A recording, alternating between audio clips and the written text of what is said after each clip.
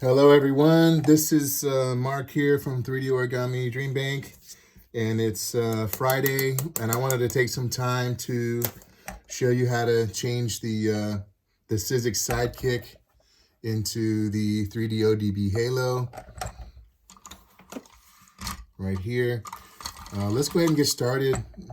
I wanted to show you this so you know how easy it is to more or less just get started. And the screws, the nuts and bolts are behind the Sizzix sticker. And if you poke around enough, you'll see that you can go in right here and start unscrewing the screw. I can feel the nut on the backside with my finger, so I know that I'm making some progress.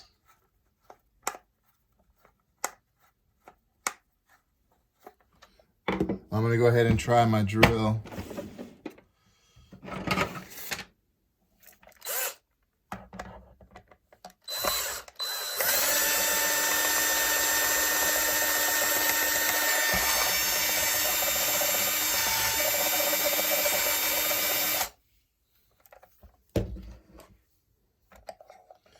The weirdest thing happens with these screws. They're not very long. Matter of fact, I'm going to show you one.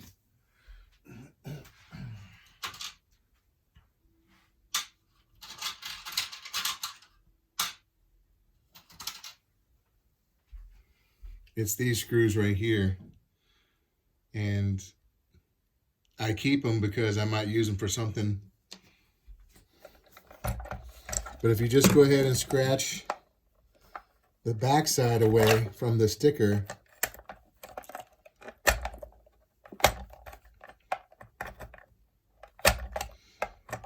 you'll see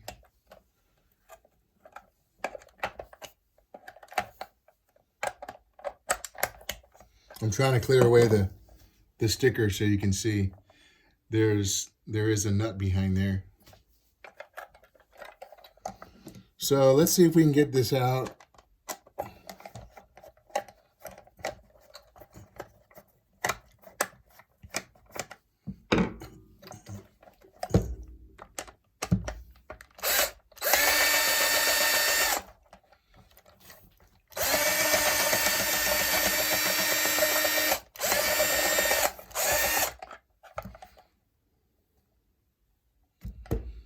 The nut fits into a channel.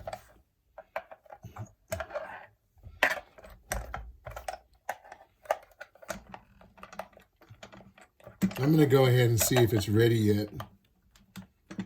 Doesn't appear to be so.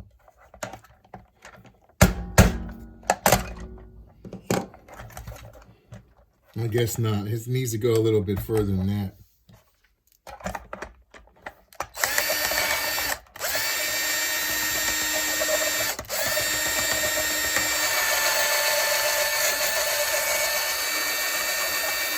Okay, I got it. But the weirdest thing happens, it's like it doesn't have much, it doesn't have like a lot of room to go. But for some reason, they're just kind of challenging to get out. I don't know why. I think it's because of the sticker. But I'm going to go ahead and push on the back side of this. And by doing so, I can bring the screw out of the front. And yeah, I'm just going to go ahead and keep these for something. I don't know what. Maybe I'll make something one day. But I'll have a bunch of these screws. So you may see a sticker on the side. You might want to cut the sticker. But more or less, if you just pinch it right here, it's going to come apart. And let's let those parts drop where they are. Now, I don't keep these parts for anything, so I'm just going to throw them away, or recycle them rather. And I used to take this clip off But I don't do that anymore. What I do is I just take this handle and I just heat it up and I just pull the handle off. This way I can keep myself from distorting this. And once it gets bent, and if you do try to pry it off, sometimes it goes flying and it's hard to find. But I like to keep it on now. But I will tell you this, I will take this horseshoe clip off. You can take it off with a screw. You can take it off with one of these pullers by putting it in the holes here. It's your choice.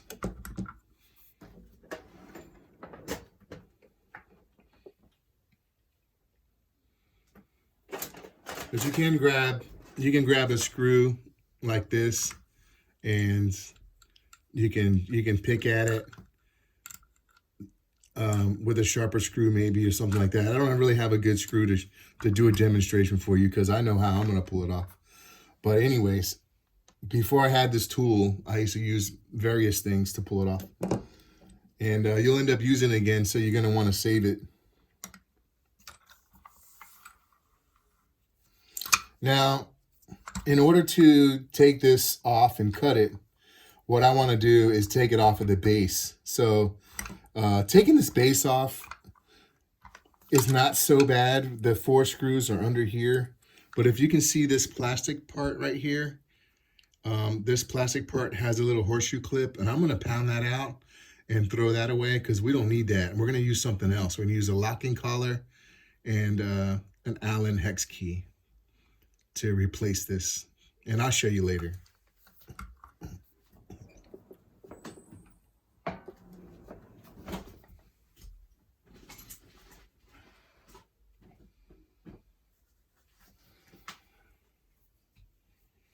So I'm going to use just a regular flathead, and I'm going to see if I can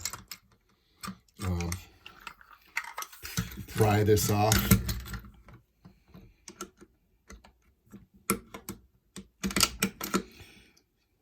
Just like that. Let me bring it into view. It's still on my screwdriver. I was able to get that clip off pretty easily. Now, I for some reason, I just, I save these clips.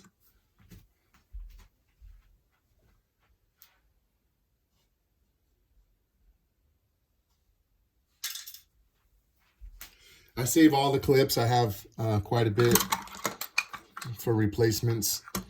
Now, if you turn it over, and I do apologize for the lighting.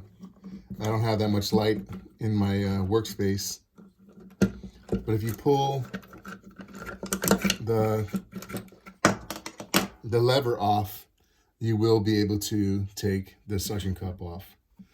Now let me tell you something about this suction cup. It's probably the best suction cup I've seen anywhere. This is like an industrial suction cup. It's probably originally used for like moving heavy pieces of glass, and then it was adapted or from the manufacturer company for this Sizzix Sidekick. But I'll tell you that this is a real good quality rubber. This metal bracket is inside of here all the way to the edges, and it's just a really good suction cup. I don't know of any that I've seen that actually split or broke. This suction cup pretty much lasts you a lifetime. So let me know in the comments section below if you have any problems with suction cups. Let me know, but I think this is a really good suction cup.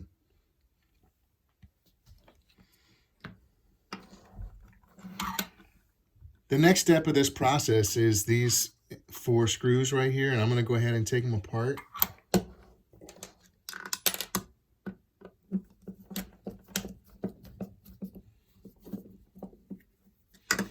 You're going to want to take good care of these screws because you're going to be using these screws. You're going to be putting them in, taking them out, and you're not going to want to strip them. It's not a one-time use.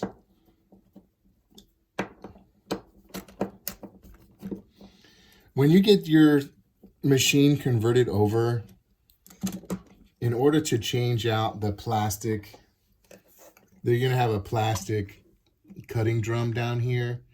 When you use it and it gets used up, you're gonna wanna change it out, but you're only gonna have to remove these 2 screws. So if you get in the habit of changing these screws out quite a bit, and if they do get a little worn, you can actually switch them from here to this side, because these don't get used at all. So you can switch them back and forth. That's one good way to extend the life of your transitioning the cutting drums out. Now, I'd like to show you that in this machine here, I've been using this drum to cut, and I want to show you, I cut all of this paper, and the cutting drum is still working great. It just seems like it works better and better and better as it gets older. So I don't know when it's going to stop working, but I thought I'd show you this paper here. This is all cut from the same drum. So I'm almost finished taking the screws off.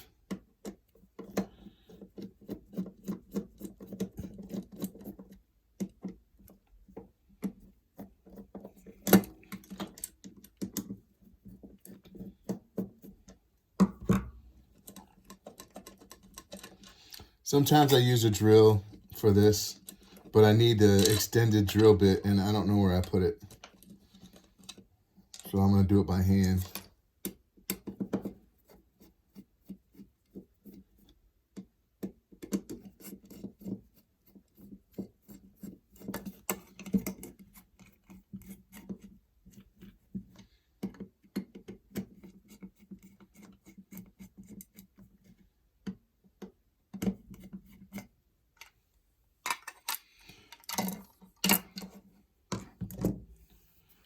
So this plastic piece came off, and I have the screws.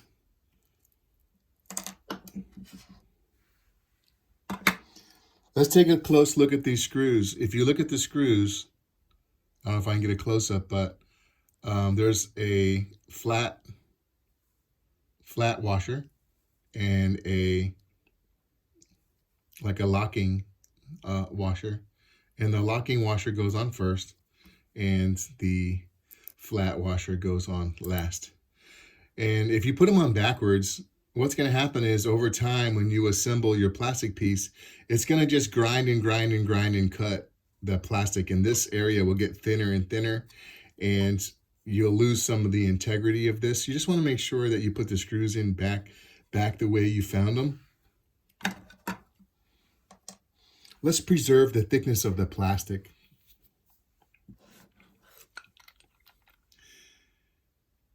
Take a look at these gears. I don't know if you can see, but there's little dimples here. And the little dimples, they're put like this in the factory. I noticed they're all about the same way. And then this one has no dimples. It's smooth. The dimples are actually on the other side. So dimples in. These are dimples out. I'm not really sure if it makes a big difference or not, because the gears, to me, they don't appear to be slanted or curved in any kind of way to where it makes them stay in.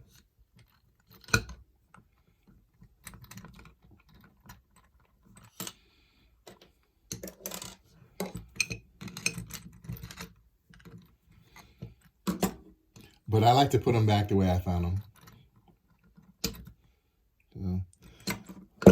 There's quite a bit of grease on this one. I'm going to wipe it off a little later. There's plenty of grease inside of the machines when they're made. I think they're made in China or something. The way this machine works is that you don't want to have any grease on these at all.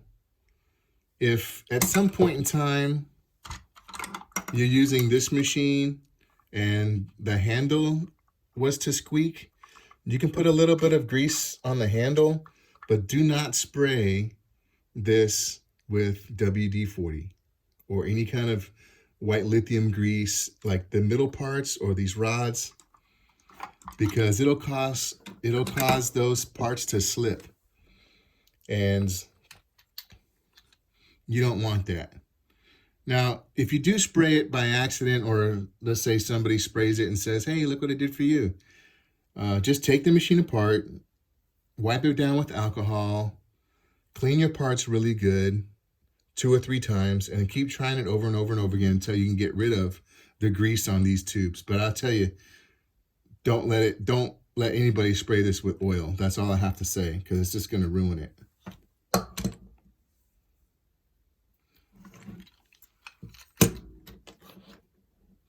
Now, I don't have a lighter on me. Well, actually, I do have a lighter on me, so I will take this handle and I'll show you how to take the handle off.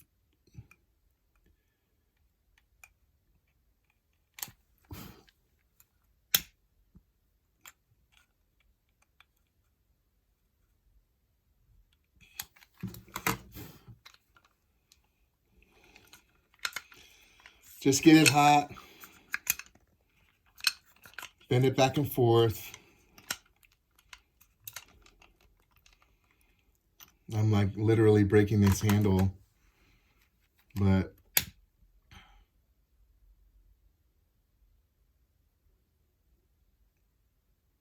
that seems kind of crazy, but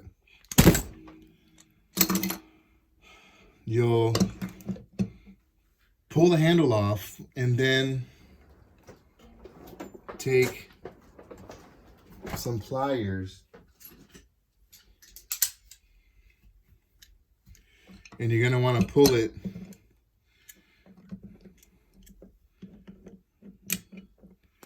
out. You pull the pin out.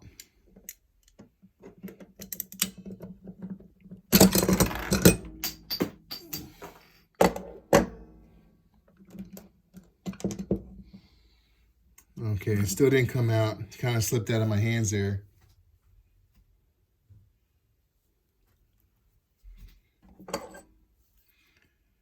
Try a little bit. Try it again. Guess I'm really gonna have to get on there. Anyway, you want to be careful with these pins. You don't want it to break inside there. I've had them break inside there. I've had to pound them out. I didn't like that.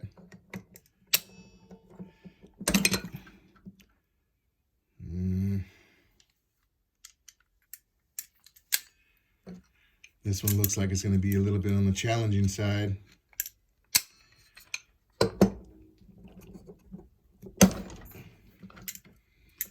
Yeah.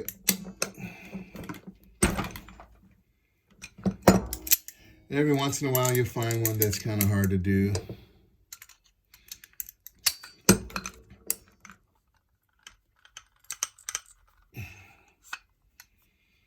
But maybe I can pound it out this way. Well,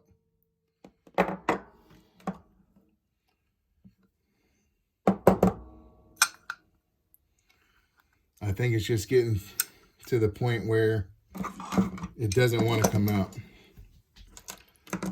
So when that happens, I use a little pin, and I poke the pin through and I hammer that piece out. I don't have much more meat to grab. You can try and see if I have something right now, but I don't think that I do. And for this video, I don't think I'm going to show you how to take the pin out. But you have to use something skinny and put it on a piece of wood and just hammer the pin out, okay? When you hammer the pin out, you're going to want to use a 2mm drill bit.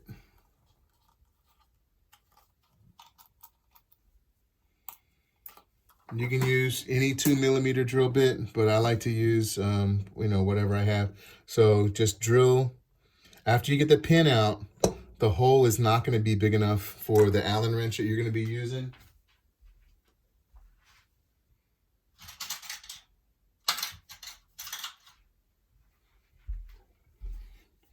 This 2mm Allen wrench needs to fit inside this hole, and the hole is actually a little too small.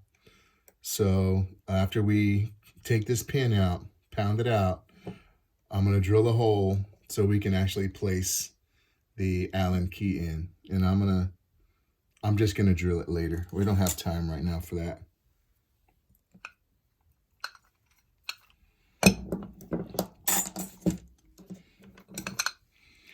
Next thing I want to show you is I'm just going to use this tool.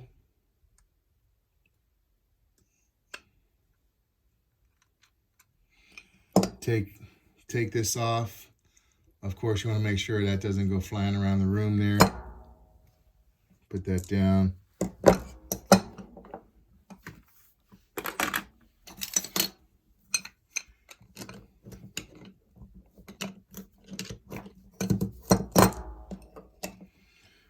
When you put this machine back together, you're going to have two short sides and you're going to have one long side, and this long side gets the big gear.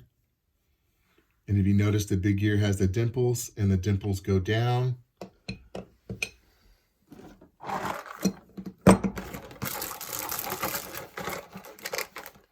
I've been using white washers, but I can show you with this orange one that when you put the machine together, you're going to want to put this washer on there, and you're going to put the gear back. This washer helps keep better spacing for cutting the origami paper. This is something I just happened to figure out, so this is the way that I make the machines.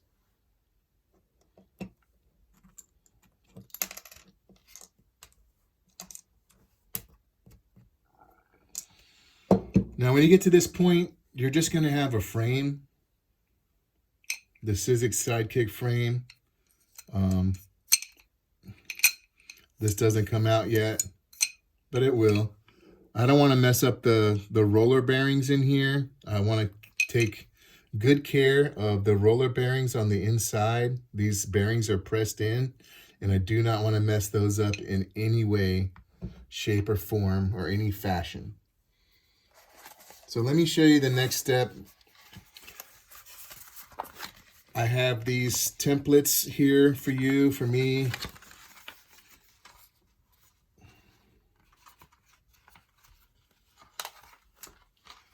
These templates are used to cut the machine.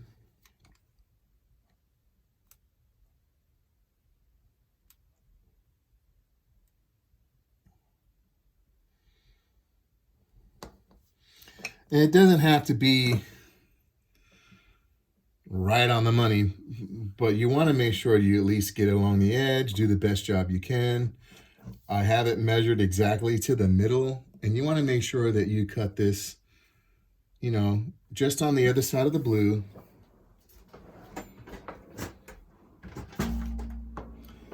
And I like to use a hacksaw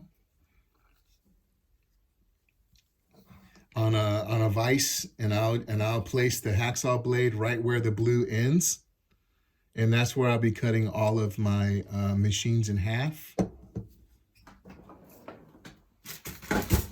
I've tried electric saws, all kinds of different saws, but I end up going back to my hacksaw because I have more control. I can see what I'm doing, and I can take my time, and I just feel like it's a better quality for the product. Now I have these bags. I want to tell you a little bit of something about cutting this in half. I want to protect these from getting nicks in them from the saw. I will sand this top one with some sandpaper to make it stick to the gear. It's not really a gear, it's like a rubber drum. So this rubber drum, it's hard rubber. It fits on the top roller, and then you'll have the clear one in the bottom. But I like to sand this a little bit so this one gets more grip. And I like to keep this nice and smooth. So what I do is I will, instead of rolling a bunch of tape on there and trying to like peel the tape off, I found out that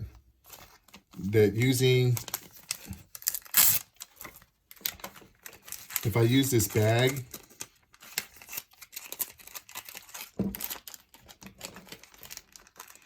I can use this bag and roll it up this way.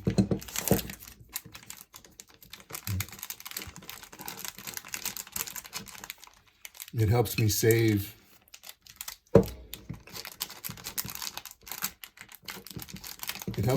the roller from getting nicked.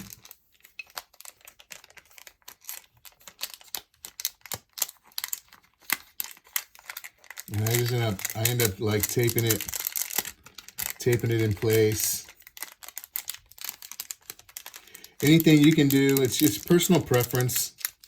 Anything you can do to keep this roller from getting nicked.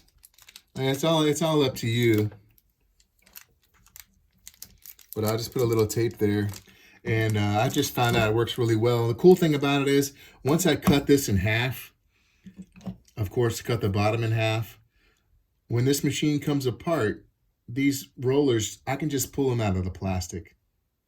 And it's a good time saver for me.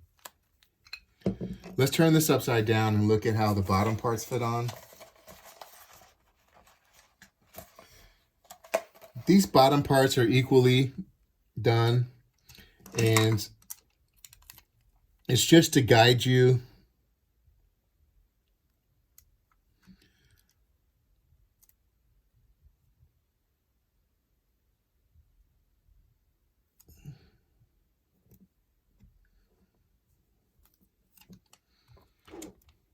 So you can, cut it.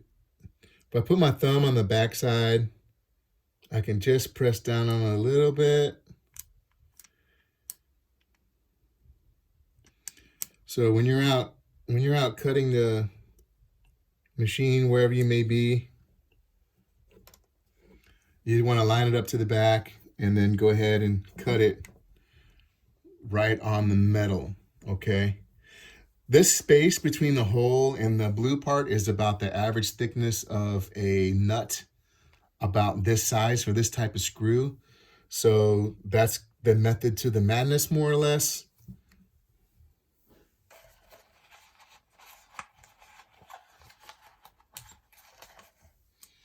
And I'll go ahead and I'm going to put this one on there.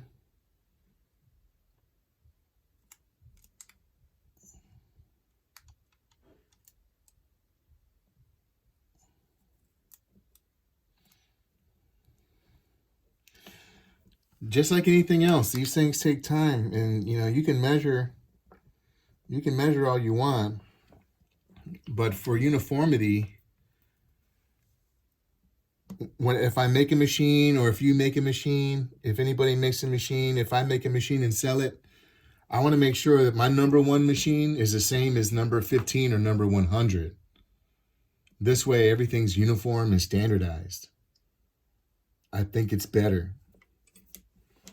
So in my next couple of videos, I'm going to show you how to cut these and prepare this machine for its next steps. I appreciate you watching. I appreciate you sharing the videos. Until next time, this is Mark from 3D Origami Dream Bank. Good night.